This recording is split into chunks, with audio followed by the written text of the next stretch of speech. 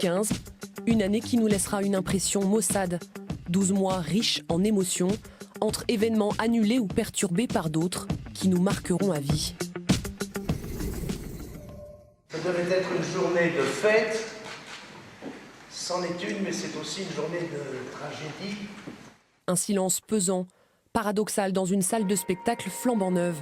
Les attentats contre Charlie Hebdo ont résonné le soir du 7 janvier lors du concert inaugural du Volcan au Havre. Après 2 ans et demi de travaux, la scène nationale a de nouveau vibré grâce aux musiciens de Jean-Claude Casatsu. L'orchestre a été conquis par l'acoustique de la salle, les 820 spectateurs aussi. Nous sommes tous Charlie. Le slogan a fait le tour du monde. La France est touchée en plein cœur.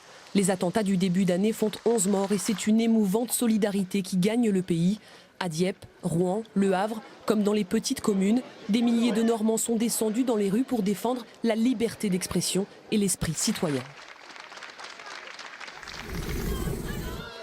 10 mois plus tard, c'est le même effroi. Les attentats parisiens bouleversent le monde entier. Dans les grandes villes haut-normandes, des hommages s'organisent. Les bougies s'allument comme des lueurs d'espoir. L'espoir qu'une tragédie comme celle-ci ne se reproduise plus.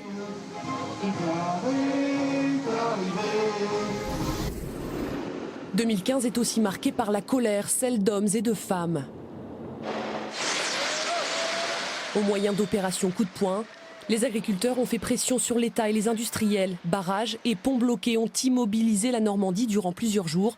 Le conflit s'est soldé par l'annonce d'un plan d'urgence du gouvernement, 600 millions d'euros d'aide aux agriculteurs. Dans le genre tenace, il y a eu aussi les forains. Les Rouennais bloqués des heures dans leur voiture en raison de barrages s'en souviendront longtemps. Mécontents du déménagement sur l'esplanade Saint-Gervais imposé par la ville, les patrons de manège ont maintenu la pression sur la mairie. En vain, pas de compromis trouvé. La foire Saint-Romain n'aura pas lieu cette année. Rendez-vous est pris en 2016. Les routes de la Côte d'Albâtre, elles, n'étaient pas barrées. Heureusement, les fans d'alpine ont pu s'amuser sur le littoral normand. À Dieppe, la marque sportive a fêté dans son fief ses 60 ans en grande pompe. Des passionnés de toute la planète ont communié autour de voitures mythiques. Et tous n'attendent qu'une chose, la sortie des usines dieppoises de la fameuse berlinette du 21e siècle, promise par Renault.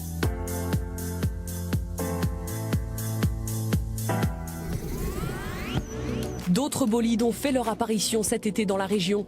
Les coureurs du Tour de France ont pédalé pendant 191,5 km en Haute-Normandie sur un parcours qui reliait Abbeville au Havre.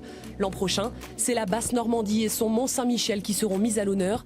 Comme cette année, les téléspectateurs pourront se régaler avec les magnifiques paysages de la région, vus du ciel. Un ciel bleu, un soleil radieux. Les spectateurs et les skippers de la Transat Jacques Vabre ne pouvaient pas espérer meilleure météo pour le départ. Les nouveaux ultimes, trimarans géants, étaient la classe vedette de cette 12e édition. 42 bateaux, skippés par le gratin français de la course au large, ont relié Le Havre à Itajaí, au Brésil. C'est la première fois de ma vie que je vis un tel suspense. Ça veut dire que je suis parti de la maison en ayant perdu. Et arrivé à Rouen, il était devenu le nouveau président de la Normandie réunifiée. 2,5 millions de personnes ont été tenues en haleine des heures le soir du 13 décembre. Au second tour, face aux socialistes Nicolas Maillé-Rossignol et au candidat Front National Nicolas B, Hervé Morin, tête de liste Union de la droite et du centre, a conquis 36,43% des électeurs. Une victoire de justesse, 4 700 voix le séparent du président sortant. Le chef de file de la Normandie conquérante devrait être élu par les conseillers régionaux le 4 janvier prochain.